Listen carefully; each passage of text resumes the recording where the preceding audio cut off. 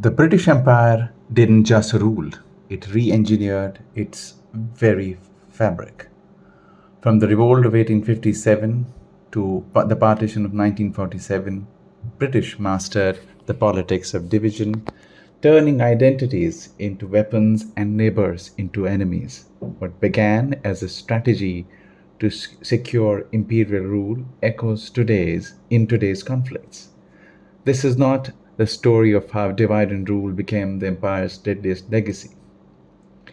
In 1808, Robert Dundas, head of the British Board of Control, advised caution.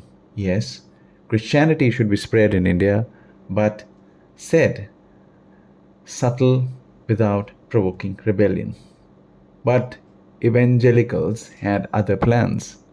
By 1813, with Britain renewing the East India Company's charter, they pushed hard for missionary access. Charles Grant, a company director, argued India wasn't just for profit. It was Britain's duty to rescue millions sunk into so-called darkness and superstition.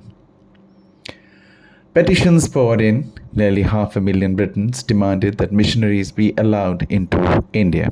Soon, bishops, archdeacons, and dozens of preachers arrived, calling Hindu and Muslim practices horrible rites and immoral superstitions. They weren't just here to convert, they sought to anglicize India, to impose British laws, culture, and values. William Wilberforce, a famed abolitionist, declared theirs is a cruel religion. All its practices must be removed. India, the empire believed, wasn't to be ruled but also to be redeemed. But redemption had its costs. Reformist zeal clashed with Indian traditions. By the 1850s, resentment was already brewing, fueled by economic exploitation and social interference and political domination.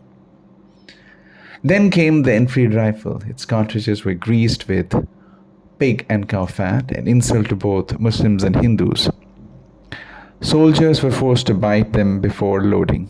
Those who refused were punished. In May 1857, the anger exploded.